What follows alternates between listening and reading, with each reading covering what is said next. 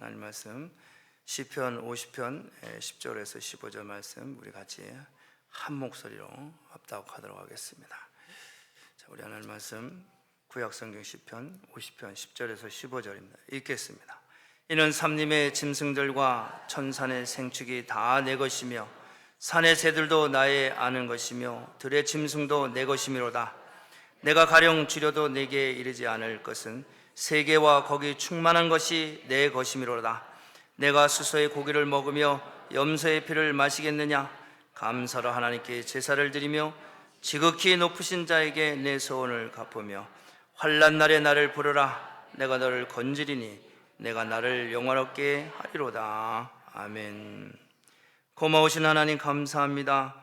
오늘 우리에게 주신 하나님의 말씀, 생명의 말씀을 통해서 우리에게 큰 깨달음의 은혜가 있게 하시고 성령의 감화감동 역사는 이 예배가 되게 하시고 살아가는 주의 권속들 모든 백성들의 마음에 큰 기쁨이 평강이 임하게 하여 주옵소서. 하나님의 말씀을 선포하고 대언하는 이 종의 입술을 주장하시고 하나님을 영원롭게 드리는 귀한 메시지로 하나님의 은총을 베풀어 주옵소서. 예수님의 이름으로 축복하며 기도합니다. 아멘. 말씀을 보겠습니다. 오늘 말씀의 제목은 하나님을 영화롭게 하는 사람입니다. 하나님을 영화롭게 하는 사람. 우리가 살면서 이 땅에 살면서 누군가를 영화롭게 한다는 것은 참 좋은 일이에요. 그렇죠? 누군가를 기쁘게 하고 또 나를 통해서 그가 치료가 되고 회복이 되어 나음을 입는 것, 기쁘게 하고 즐겁게 하고 이렇게 상대를 영화롭게 하는 것 상당히 중요한 일이고 기쁜 일입니다.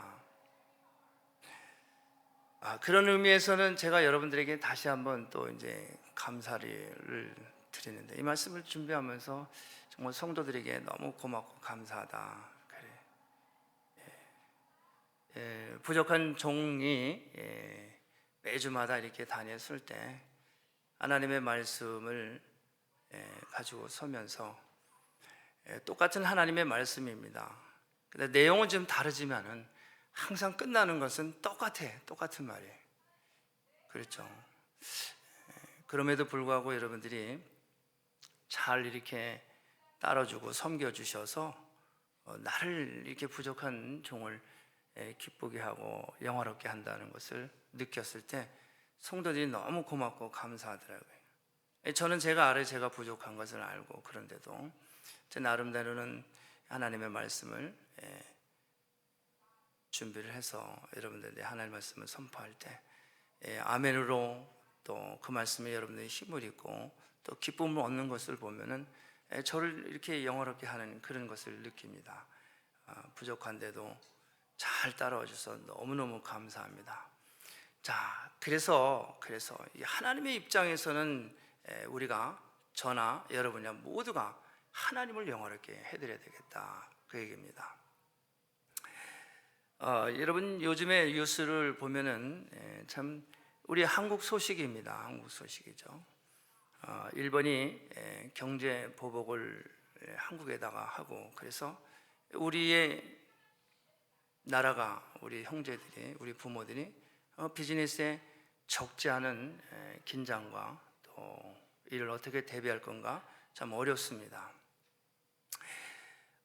왜 이 사람들이 이렇게 한국을 이렇게 경제보복을 하는가? 이것은 작년 10월에 한국의 이 대법원에서 강제 노역 피해자입니다. 일제 36년에 징용으로 끌려가서 노역을 하고 정당하게 그 노임을 받지를 못한 것이죠. 그래서 이것에 대해서 한국 법원이 일본의 기업인 신일철주라는 지금으로 하면 일본 제철입니다. 거기에 배상을 하라 하고 이제 한국 법원에서 판결을 했어요. 그래서 지금 살아있는 사람들이 4분이 계시는데 한 사람 앞에 1억씩을 배상을 하라 이렇게 한국 법원에서 판결을 했습니다. 그래서 이 사람들이 그것을 승복하지를 않는 거예요. 왜 그러냐 하면은 자기들도 그 이유를 대는 것이 1965년도에 한국과 일본 정부가 맺은 한일 청구권 협정이라는 게 있는데, 그때 이미 벌써 다 이 문제를 해결을 했다. 그러니 더 이상 우리가 배상할 이유가 없다라고 그 사람들은 주장을 하죠. 저는 이런 모습을 통해서 참 철저하게 미안함감, 또 그거에 대해서 잘못을 인정하는 것이, 하지 못하는 것이 너무 아쉽습니다. 이 비슷한 예로 독일 같은 경우는 보면은 독일의 총독이 참 그 2차 대전 때 많은 희생자들의 그 영령 앞에 화환을 들고 나가면서 그 앞에 무릎을 탁 꿇고 그 하는 그런 모습 보니까 참 감동이더라고요. 왜 일본의 이 아베는 이런 거를 왜 하지를 못할까 안타깝다는 생각이 들면서 회개가 부족해요. 잘못을 인정을 하고 철저히, 지금 남아있는 네 사람에 대해서 1억을 보상하라니까 승복을 못하고 오히려 거꾸로 더 큰 경제 보복으로도 이렇게 한국을 공격을 하고 있습니다. 여러분들도 뉴스를 통해서 다 들은 바입니다. 그래서 이 전문가들이 이야기합니다. 저도 그 기사를 쭉 보니까 몇 가지 이유가 있더라고요. 일본이 얼마 안 있으면 선거가 있어요. 집권당이 참여한 선거가 있어서 자기의 집권 세력을 결집하기 위해서 유리 한국을 이런 자기들의 주장을 내세워서 자기들의 세력을 모으려서 계속해서 이 장기 집권을 하기 위한 한 방법으로 그 모든 화를 한국에다 돌리는 거예요. 또 한 가지는 지금 한국이 남과 북이 이게 화해 무드로 가면서 참 트럼프 대통령이 한반도로 오게 되고, 또 중국의 시진핑이 북한과 함께 만나고, 일본은 싹 빠지니까 여기에 대한 이런 어떤 불안감, 일본을 제외한 이런 패싱, 이런 거에 대한 불안감을 느낀 거예요. 남과 북이 긴장 상태에서 그들의 속셈은 뻔해요. 그래서 부디께서 다시 한번 전쟁이 나야 무기도 팔고 비즈니스가 해서 돈 좀 벌 텐데, 이 속마음은 그런 거예요. 남의 집이 안 되기를 바라는 거예요. 그래서 자기들이 좀 돈도 벌고 좀 부강하기를 원하는 거예요. 30년 전만 하더라도 우리 한국이 일본의 모든 기업에 비교를 해봤을 때 30분의 1 정도밖에 안 된다는 거예요. 엄청난 차이죠. 그렇지만은 최근에 와서 우리 한국의 경제가 한 10년 전만 하더라도 이제 많이 성장을 해서 지금 한 3대 1 정도의 비율로 된다고 합니다. 그렇기 때문에 이 일본 사람들이 위협을 느끼는 거예요. 한국의 모든 기술면이 일본을 앞서지는 못하지만 거의 대등한 수준까지 올라오니까 일본이 불안한 거예요. 그래서 이 한국의 경제 보복이라고 하는 것을 이제 걸고 하는 거예요. 마치 이것은 트럼프 대통령이 중국이 많은 성장을 하는, 경제적인 성장이 일어나니까 트럼프가 이제 하는 게 뭐예요? 관세를 많이 매겨서 중국의 경제를 주춤하게 하는 거예요. 똑같은 현상입니다. 자, 여러분, 우리는 조국이 없으면 우리가 없습니다.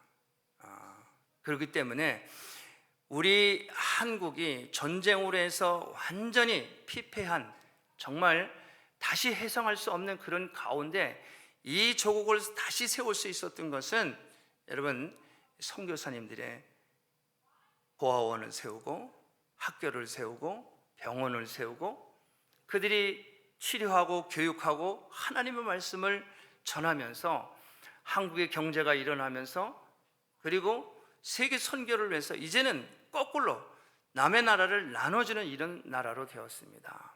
이 하나님께서 하셨어요.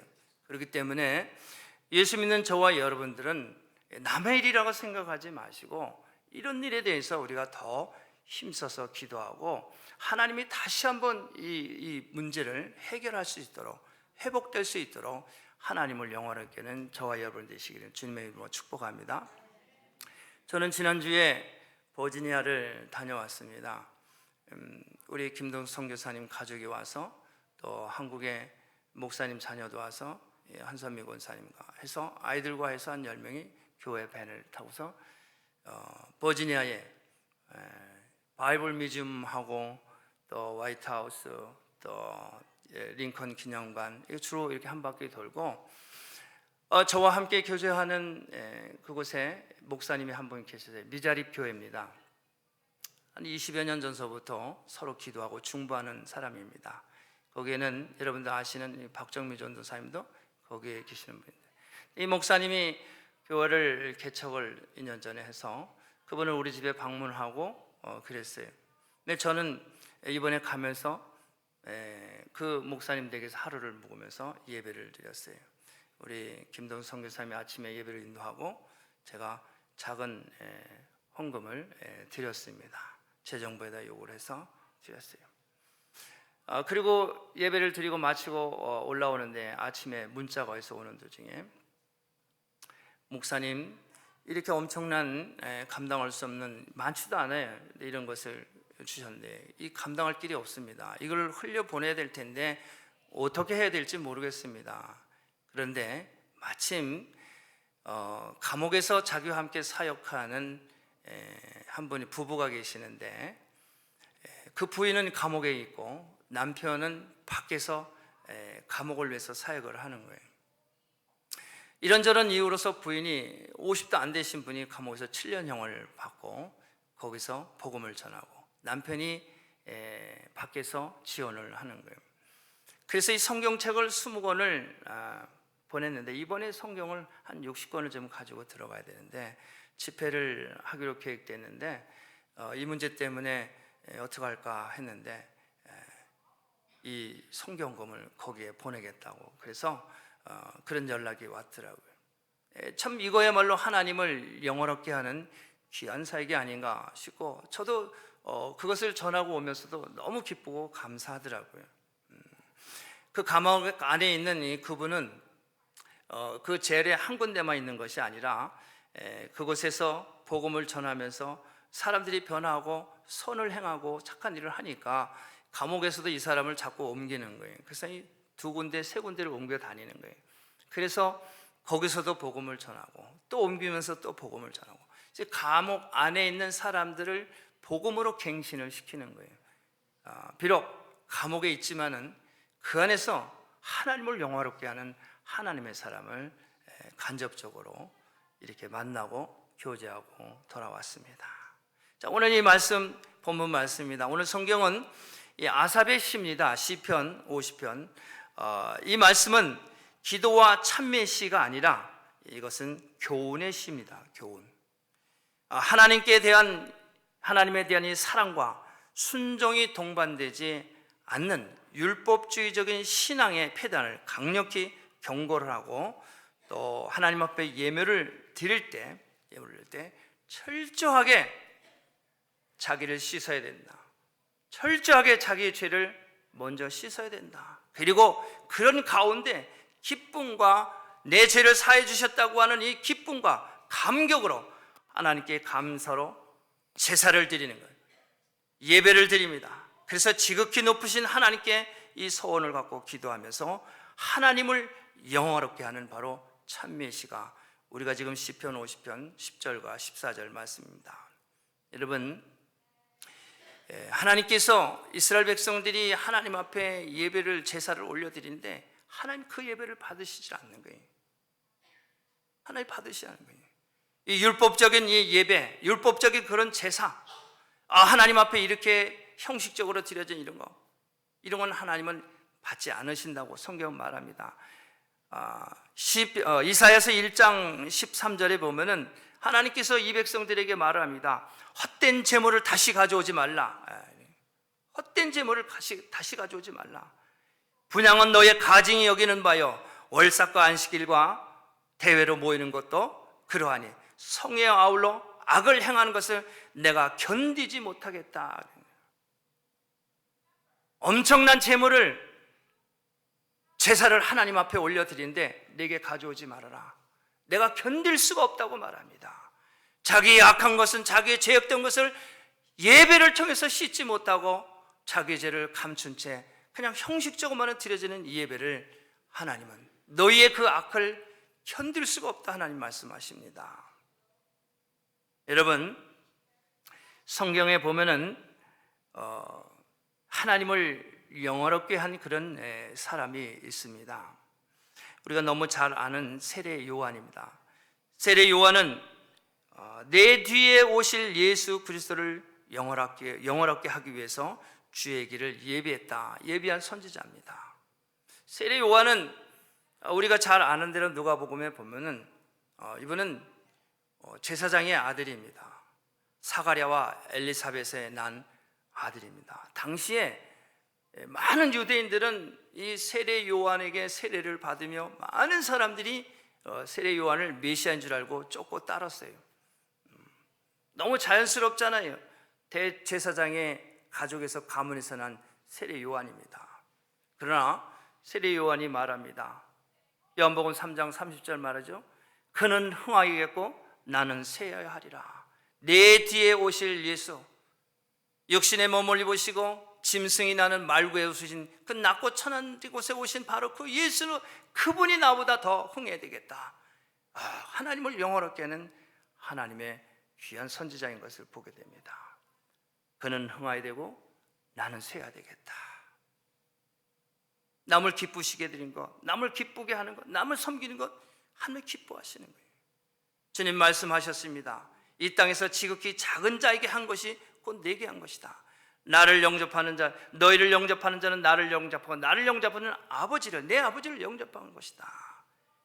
영화롭게 하는 것, 하나님을 기쁘시게 해드리고 하나님께 영광 올려드립니다. 구약 성경에 보면은 사울의 아들인 요나단이 있습니다. 요나단은 왕의 아들입니다. 그러니 왕의 아들이니까 왕 다음에 그 아들이 왕이 되는 건 자동입니다. 일반입니다. 그러나 이 요나단은 뭐라고 이야기를 하냐면은 자기 아버지 사울이 다윗을 잡으러 쫓아다닐 때 다윗을 잡아 죽이려고 하는 거예요. 도망가는 거예요. 그런데 이 다윗에게 말을 할 때 뭐라고 얘기했냐면은 사무엘상서 23장 말합니다. 너는 이스라엘의 왕이 되고 나는 내 다음이 될 것이다. 이렇게 말합니다. 놀랍지 않습니까? 지금 자기 아버지에 의해서 권력에 의해서 도망가는 파리 목성과 같은 그 다윗을 향해서 그 사울 왕의 아들이 왕자가 그러는 거예요. 나는 내 다음에, 네가 이스라엘의 왕이 되고 나는 내 다음이 될 거다. 하나님을 영화롭게 하는 거예요. 말만 그런 게 아니라 끝까지 그 일을 이행을 한 거예요. 그 일을 입만 가지고 한 게 아니라 이렇게 말한 거에 대해서 끝까지 삶을 통해서 실천을 하는 거예요. 여러분, 그렇다고 하면은 우리는 어떻게 하나님을 영화롭게 하겠느냐? 저와 여러분들 그러면 우리는 어떻게, 세례 요한도 그렇다고 하는데 요나단도 그랬는데, 그러면 우리는 예수 믿고 하나님을 어떻게 영화롭게 해드릴까? 나는 어떻게 하나님을 기쁘시고 하나님을 영화롭게 해드릴까? 그것은 말할 것도 없이 제사입니다. 예배입니다. 예배를 드리는 거예요. 이것이 하나님을 영화롭게 하는 바로 그것입니다. 오늘 말씀 14절 말씀 말합니다. 오늘 50편 14절, 감사로 하나님께 제사를 드리며 이렇게 말하죠. 감사로 하나님께 제사를 드린다. 여러분, 하나님께 예배를 드리는 이 자체가 하나님을 영화롭게 하는 거예요. 우리가 하나님께 나아가서 내 몸을, 내 재물을, 내 자신이 하나님을 드려진 재물입니다. 내 몸을 드릴 때 먼저 이 재물을 깨끗해야 돼. 철저하게 회개하고, 회개를 통해서 하나님 받으시는 나를 받으시는 걸 감사하고, 그리고 감사함으로 감격하고 하나님 앞에 나 자신을 드려질 때, 그럴 때 하나님께서는 나의 기도의 손을 들으시고 응답하시는 하나님이십니다. 우리는 철저한 이 예배, 하나님 앞에 이 회개함으로 드려지는 예배가 있어야 되는 것입니다. 예배는 하나님을 가장 기쁘시게 드리는 거고, 예배는 우리가 하나님을 영화롭게 하는 것입니다. 구약 성경에 보면은 예배를 통해서 하나님을 가장 기쁘시게 드리는 예배의 응답이 있습니다. 열왕기 상서 18장 20절에 보면은 엘리야는 갈멜산에서 혼자 850명이 드려지는 예배야. 그러나 이 엘리야가 드려지는 예배, 같은 예배를 해도 다른 거예요. 누구를 예배하느냐, 누구를 의지하느냐 다릅니다. 850명들은 바알의 신과 아살의 신을 위해서 예배를 올려드려요. 그런데 엘리야는 어떻게 하나님께 예배를 올려드릴 때 하나님께서 그 예배 가운데 응하셔서 이 850명, 이 우상을 숭배하고 이 악한 자들을 하나님께서 불러다 심판하시면서 응답을 하십니다.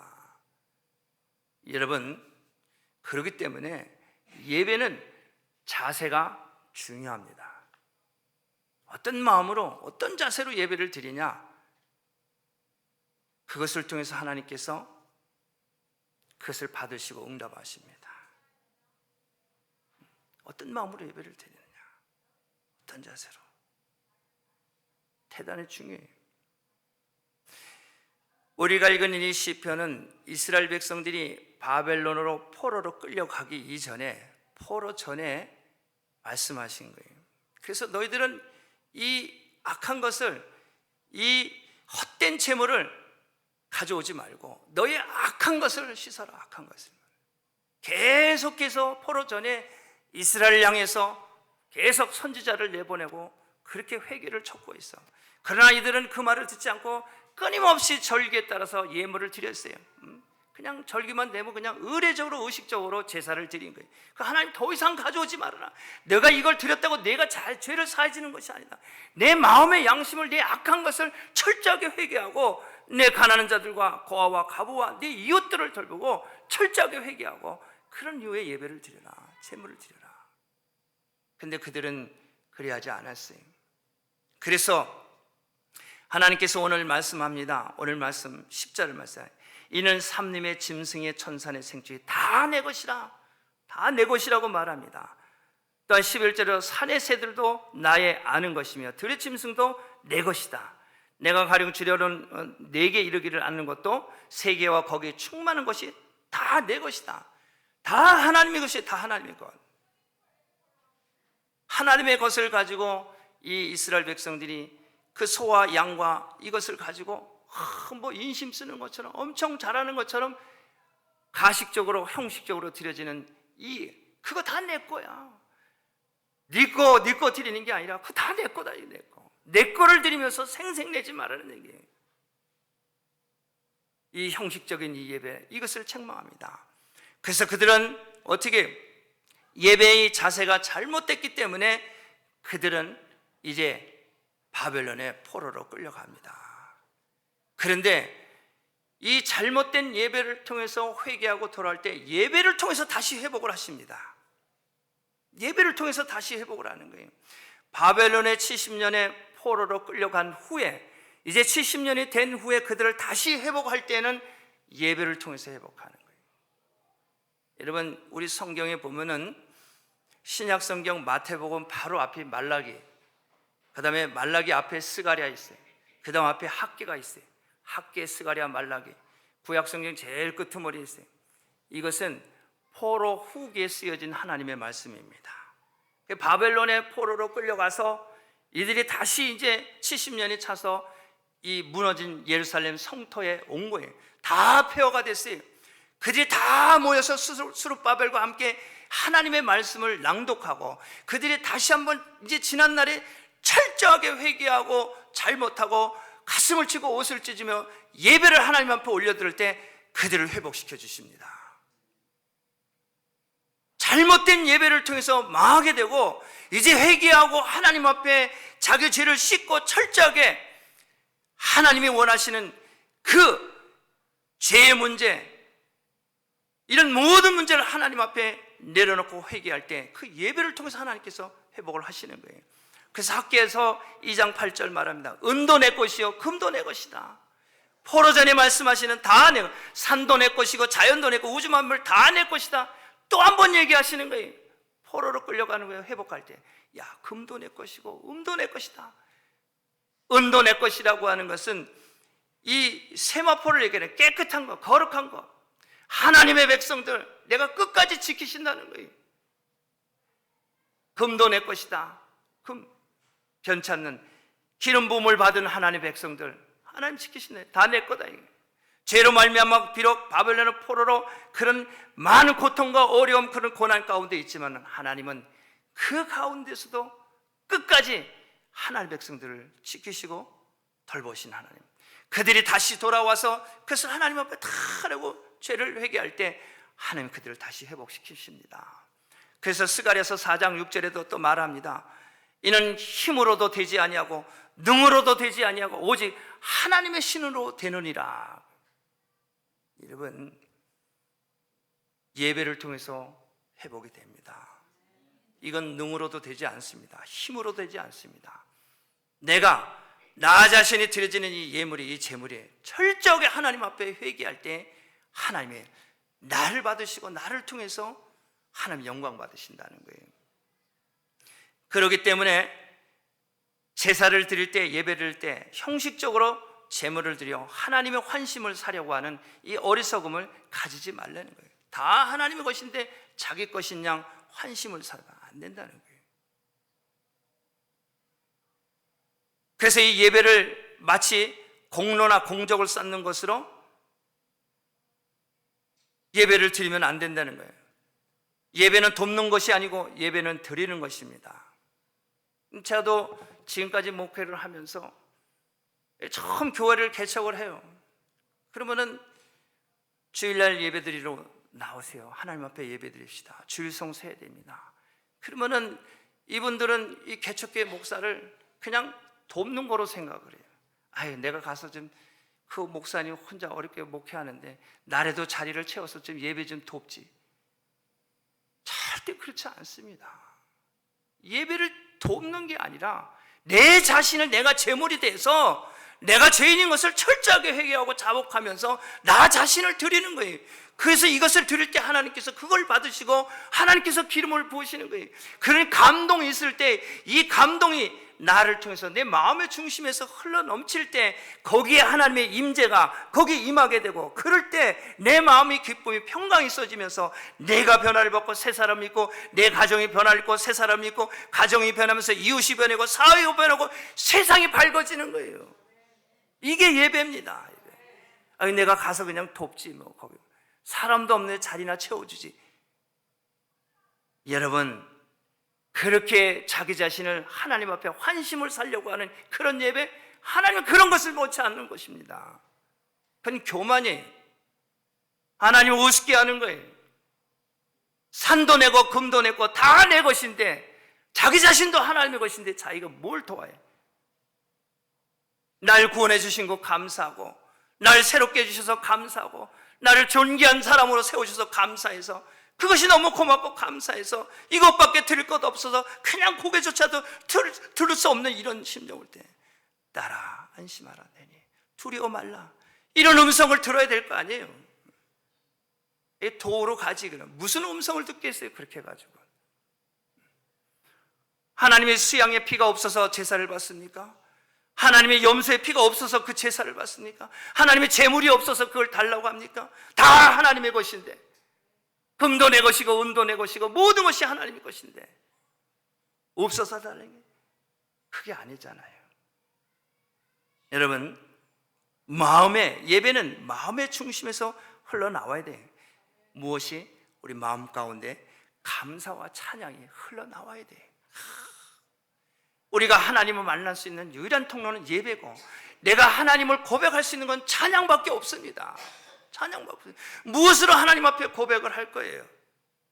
두 팔을 벌리고 하나님, 믿음이 있기네 할렐루야, 믿음이 있기네 할렐루야, 주님 받아 주시옵소서.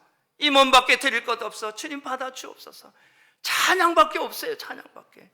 이 감사와 찬양이 흘러나올 때 바로 그곳에서 하나님의 임재가 임하게 되고 내 영혼이, 내 육신이 치료가 받고 병을 낫는 거예요. 귀신이 떠나가는 거예요. 왜? 내 생각과 마음과 몸이 다 하나님께로 향하니까 귀신이, 어둠의 영이 더 이상 내 몸 안에, 내 환경에 머물러 있을 수가 없는 거예요. 그래서 병이 낫는 것입니다. 그래서 해결을 받는 거예요.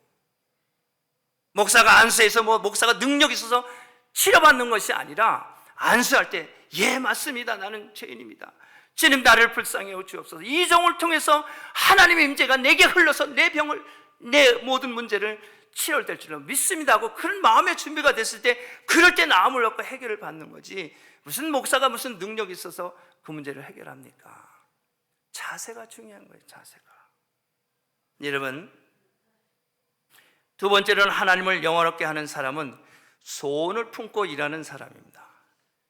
소원을 품고. 14절, 하나님을 영화롭게 하는 사람은 지극히 높으신 자에게 내 소원을 갚으라 말씀합니다. 14절 맞아요. 감사를 하나님께 제사를 드리고 지극히 높으신 자에게 내 소원을 갚으라. 여러분, 하나님이 이 일을 이루어 주시옵소서 하는 일은 하나님을 향한 소원이 있어야 합니다. 하나님, 내 문제를, 이 일을, 이 엄청난 내가 감당할 수 없는 이 일을 하나님, 이것을 받아주시고 나의 소원을 하나님 받아주시고 하나님 영광을 받아 주옵소서. 이 소원이 있어야 돼요. 그것이 바로 하나님을 영화롭게 하는 거예요. 그렇잖아요. 우리도 부모가 자식을 키울 때 그렇잖아요. 자식이 어렵고 힘들고 해결받지 못하는 문제, 자식이 찾아서 엄마, 아빠, 이거 난 도저히 할 수 없는데, 그래, 걱정하지 마, 내가 해결해 줄게. 그 아이의 문제를 해결을 해줘요. 그럼 그 아이가 기뻐서 어쩔 줄 몰라. 자기가 감당할 수 없는 것을 부모가 다 해결해 줬어요. 그 아이의 기뻐하는 모습을 보면 부모는 더 기쁜 거예요. 마찬가지예요. 우리의 모든 문제를, 소원을 하나님 앞에 아래서 그 문제에 응답하시겠다는 거예요. 금도 내 것이요, 은도 내 것이요, 모든 것이 다 내 거다. 부르짖으라, 내가 너에게 응답하겠다. 환난 날에 나를 부르라, 내가 너를 건지리라.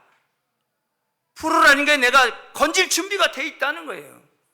우리의 기도 소원을 하나님 앞에 아뢰는 거예요. 그럼 내가 그것을 응답하겠다는 겁니다. 이것이 하나님을 영화롭게 하는 거예요. 하나님을 하나님으로 인정하는 거예요. 모든 것을 지으시는데 당연히 해결하실 분인데 그분에게 아뢰일 때 그분이 해결하겠다는 거예요. 이것이 하나님을 영화롭게 하는 것입니다. 여러분, 그렇기 때문에 우리에게는 이 간절함이, 열정이 있어야 됩니다.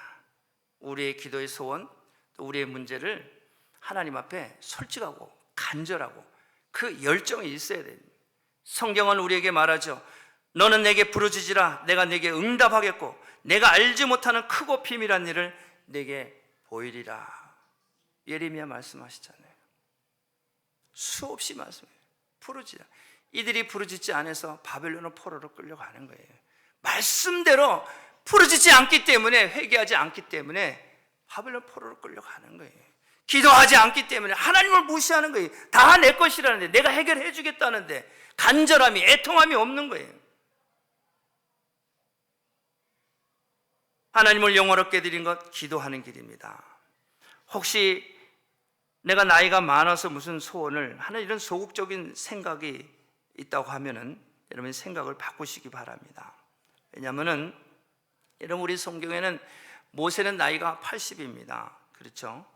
80에 하나님께서 그를 부르셨어요. 말씀대로 이행해서 하나님을 영화롭게 한 모세입니다. 사람들은 사람에게 칭찬받기를, 또 인정받기를 좋아합니다. 먼저 하나님께 소원하고 칭찬받고 인정받는 자가 하나님을 영화롭게 하는 사람이라는 것이죠. 여러분, 많은 사람들은 자기가 소원한 것을, 하나님께서 자기가 소원한 것을, 응답한 것을 잃어버리고 사는 사람들이 많이 있습니다. 시간이 지나니까 잃어버릴 수 있겠죠.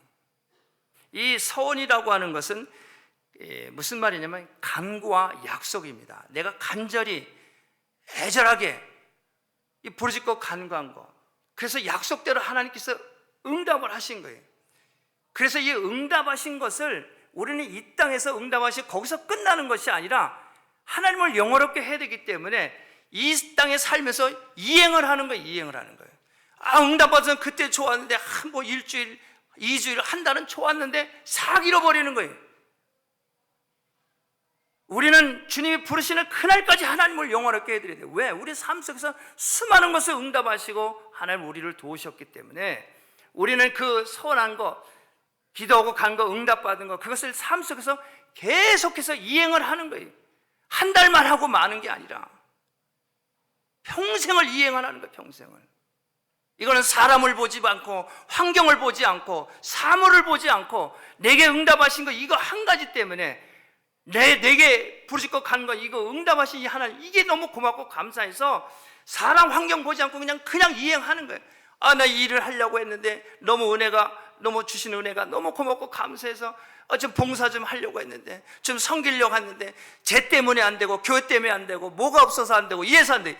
이건 가짜죠. 이거는 이행을 하면 하나님과 나의 관계에서 그것을 내가 이행을 해야지. 왜 거기서 환경 탓하고 사람 탓하고 뭐가 없어서 안 되고, 사람 없어도 환경이 없어도 하나님은 그냥 주셨어요. 내가 기도할 때 사람 봐서 환경 봐서 주신 것이 아니라 나를 봐서 준 거예요. 내가 기도해서 하나님은 나에게 주신 거지. 나는 그걸 받아놓고 그래요 내가 주의를 하겠습니다 그래 놓고 쟤 때문에 안 되고 이것 때문에 안 되고 뭐 없어서 안 되고 핑계 이래가지고 어떻게 하나님을 영원롭게 하겠느냐 말이에요. 하나님을 영원롭게 하는 사람, 주의 말씀을 믿고 순종하고 사랑하는 자예요. 끝까지 사랑하는 자. 예수님은 이 땅에 오셨어요. 예수님은 인간의 반응과 전혀 상관없이 이행을 하셨습니다. 예수님은 어떤 환경이나 어떠한 공격에도 굴하지 아니하고, 바리새인들이 서기관들이 아무리 예수님을 찌르고 모욕을 하고 때리고 그래도 그냥 예수님은 이행을 하셨어요. 뭐냐? 내가 온 것은 생명을 주고 더 풍성히 얻게 하려 함이라. 나는 하나님께로부터 보냄을 받은 자로서 모든 사람들에게 대속물로 주시기 위해서 나를 억울하게 모함을 하고 거짓말로 찌르고 빼앗고 때리고 십자가 갖다 달아도 그래도 그 일을 이행을 하신 거예요. 이게 아버지를 영원롭게 하는 예수님입니다. 여러분, 우리가 예수 믿고 구원받은 사람들이 어떻게 하나님을 영원롭게 되니? 내가 구원받았다는 이 사실 하나만 가지도 우리는 이 땅에서 하나님을 영원롭게 해야 돼요. 그 일을 행해야 되는 거예요. 사람 보면 안 됩니다. 환경 보면 안 돼요. 예수만 바라보고 뒤에 것을 다 내려놓고 앞을 향해서 달려가는 사람들입니다. 그래서 예수님은 기도하셨잖아요. 아버지여, 내 뜻대로 하지 마옵시고 아버지 뜻대로 하옵소서. 인간의 반응과 상관없이 이행하시는 예수님, 십자가를 치는 거예요. 하나님을 영원롭게 하는 사람은 기도의 능력을 누리는 사람입니다. 기도의 능력을 누리는 사람이에요. 환난 날에 나를 부르라. 환난 날에 어떻게 기도했다는 얘기 아닙니까? 부른다는 것은 기도했다는 얘기입니다. 내가 너를 건지리라. 내가 너를 영원롭게 하리라. 기도하는 사람이 하나님을 영원롭게 하는 사람이에요. 왜? 기도하면 건져주신다고 했는데, 기도하지 않는 사람은 하나님을 영원롭게 하지 못하는 사람들이에요. 그래서 자꾸 기도하라고 그러는 거예요. 그것이 하나님을 영원롭게 해드리는 거예요. 그분을 인정하고 다 내 것이 주인인 그분을 인정을 하고 그분께 기도하는 거예요. 주신 이도 하나님이시고 거둬가신 이도 하나님, 다 내 것도 하나님이에요.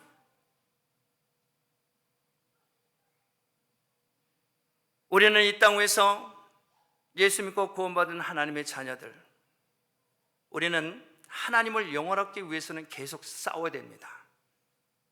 하나님을 영원롭게 하는데 영원롭게 하지 못하도록 마귀가, 사탄이 우리를 공격해. 그렇기 때문에 싸워야 돼요. 우리는 하나님을 영원롭게 해드리기 위해서는 싸워야 돼요. 먼저 죄하고 싸워야 돼요. 죄하고. 그래서 기도해야 돼요. 그래야 죄는 멀어집니다. 그래서 죄하고 싸워야 돼요. 그리고 옛것과 싸웁니다. 옛날에 내가 뭐 했었는데, 내가 이랬는데, 옛날에 뭐 했었는데, 옛날에 이랬는데 저랬는데, 이 옛것을 다 없애버려야 돼요. 자꾸 나로 옛날 얘기만 하게 되는 거예요. 우리는 이 옛것과 싸워야 돼. 옛날 잘한 거 다 소용없어요. 지금입니다. 그리고 앞으로 will, doing will, 지금 현재, 그리고 계속해서 우리는 옛것과 싸워야 돼요. 그리고 우리 육의 것을 싸워야 돼요. 육신의 정욕, 안목의 정욕, 이생의 자랑, 이 육신의 이것과 싸웁니다. 그리고 이제 이 새 것과 싸우면서 세상을 나갈 때 욕심과 싸우는 거예요. 또 유혹과 싸우는 거예요. 유혹과. 세상은 우리를 계속해서 유혹합니다. 그렇기 때문에 이것과 싸워야 돼. 그래야 우리가 하나님을 영원하게 드리는 하나님의 자녀가 됩니다. 여러분 삶의 환난을, 위기를, 어려움을 만나면 기도하시기 바랍니다. 기도하는 사람은 하나님을 영원하게 하는 사람이다 말합니다. 예수님은 십자가에서 마지막에 기도하실 때 아버지여 내 영혼을 부탁하나이다. 이렇게 하나님 앞에 기도할 때 이 기도를 들으시고 사망에서 생명으로 건져주셨어요. 우리의 모든 것을 기도로 하나님께 의뢰하고 부탁하시기 바랍니다. 곧 그것은 하나님을 영원하게 하는 길이다. 여러분들 충분히 얼마든지 우리는 하나님을 넉넉히 영원하게 해드릴 수가 있습니다. 매일 기도하고 그리고 말씀을 의지하고 철저하게 회개할 때 그것만으로도 하나님을 영원하게 해드리는 거예요. 결론입니다. 여러분, 하나님을 영원하게 하는 사람, 예배를 드리는 사람, 예배 받지 않고 예배를 통해서 나를 좀 돌아보고, 절대로 예배를 할 때 내가 가서 좀 빈자리 채워주고 돕는다는, 이건 너무너무 교만한 짓이에요. 아예 그런 생각이 오면은 회개하시기 바랍니다. 나 같은 미물, 나 같은 마른 막대기 같은 버러지 같은 인생을 하나님 앞에 드릴 때, 회개할 때 나를 받아주시는 거, 이게 너무너무 고마운 거예요. 감사한 거예요. 이 감사가 충만할 때 하나님의 임재가 거기에 임하시는 거예요. 그럴 때 빛이 나는 거예요. 그럴 때 거룩함으로 세상을 밝히는 빛의 사자, 어둠을 밝히는 하나님의 백성들이 되는 것입니다. 여러분, 예배를 통해서 여러분 마음의 중심에 감사와 찬양이 흘러 나오시기를 주님의 이름으로 축복합니다. 그래서 여러분 응답받고 기도의 능력을 체험하시기 바랍니다. 하나님께서는 우리가 기도하면은, 우리가 예배를 드리면, 우리가 섬기면 안 받으실 수가 없어요. 모른다고 할 수가 없어요. 왜냐? 언약 때문에 그래요. 언약 때문에. 약속 때문에. 약속을 했기 때문에 하나님은 찾아오면 만나줄 수밖에 없어요. 문을 닫을 수가 없어요. 왜? 약속했기 때문에. 우리는 약속을 해놓고 그냥 딴 길로 가버려. 그래 잃어버려. 하나님 그 약속을 지키려고 그 자리에서 계속 기다리시고 쫓아다니는 것, 돌아설 때까지. 왜? 약속 때문에. 약속 때문에. 아유, 하나님이 왜 우리하고 약속해서 그런 고생을 받으시나 몰라. 우리가처럼 이렇게 악하고 패역한 이 버러지 같은 이 인생들하고 약속을 하시고, 나는 그냥 싫으면은 그냥 기분 내키는 대로 이리 가고 저리 가고 다 하는데, 하나님은 그냥 거기 다 쫓아다니면서 돌아서기를. 하나님 사랑이십니다. 여러분, 우리 시온의 모든 성도들이 참으로 하나님을 영원롭게 해드리는 하나님의 백성들로 여러분 삶 속에서 한 번은 두 번은 삶 속에서 응답하신 일이 있잖아요. 아시잖아요. 그거 이행하시기 바랍니다. 계속해서 그 이행하시는 거, 실천하는 거, 기도하는 일. 그리고 내 옛사람이 죄가 자꾸 올라오면 선포해서 쫓으시기 바랍니다. 내가 뭐 하는 게 아니라 성령님이 하셔야지. 나는 하나님의 제물이 하나님의 것입니다. 내가 하는 게 아니라 하나님이 하셔야지. 왜 제물인 내가 하겠다고 껐덕거리고 그러냔 말이에요. 헐대로. 그래서 나는 없고 오직 예수만 있어. 성령님이 나를 하실 수밖에, 쓸 수밖에 없을 정도로 겸손해지고 낮아져야 된다. 사랑하는 성도 여러분, 저와 여러분들은 이제 하나님을 영원롭게 드리는 하나님의 축복의 통로입니다. 여러분의 가정과 일터와 또 모든 삶 속에서 참으로 하나님을 가장 기쁘시게 되는 하나님의 귀한 자녀들 되시길 주님의 이름으로 축복합니다. 기도하겠습니다.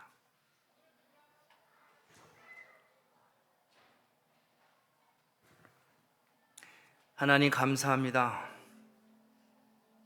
오늘 예배를 통해서 우리를 돌아보게 하시고, 이제는 예배를 내가 도로 나오는 것이 아니라 나 같은 버러지 같은 인생을 구원하시고 자녀 삼아 주시어서 나의 예배를 기다리시고 나의 예배를 받으신 하나님 감사합니다. 우리가 예배의 삶이 우리 인생에서 최우선이 되게 하여 주셔서 가정에서 예배, 성전에서 예배, 공동체 안에서 예배, 예배로 무너졌던 것 다시 예배로 회복하게 하여 주시옵소서. 예수님의 이름으로 기도합니다. 아멘. 이제 우리 모두 자리에서 일어나십니다. 자리에서 일어나셔서 오른손을 우리의 가슴에 얹고 우리 기도합니다. 하나님을 영화롭게 하는 주인공 저와 여러분들 되기를 원합니다. 여러분들 가운데 몸이 아프신 분들 계시면은 그 아픈 곳에 그 손을 얹어 주시기 바랍니다. 하나님은 모든 것의 주인이십니다. 금도 내 것이고 은도 내 것이고 산의 짐승도 산도 모든 것 다 주인이십니다. 내 질병도 하나님의 것입니다. 이제 여러분 질병 문제를 하나님 앞에 내려놓으시기 바랍니다. 그리하면은 내가 너를 건지리라. 그래서 내가 나를 영화롭게 한다. 하나님 내 질병을 문제를 해결하시고 하나님 그 영광을 받으십니다. 이런 믿음으로 함께 기도하겠습니다. 함께 우리 통성 기도하겠습니다. 고마우신 아버지 하나님, 은혜와 사랑을 감사를 드립니다. 아버지 하나님, 오늘 우리에게 주신 하나님의 말씀, 생명의 말씀, 아버지 하나님 예배를 통해서 아버지 다시 한번 하나님을 영원롭게 하는 하나님의 아버지 백성이 아버지 되게 하심을 감사합니다.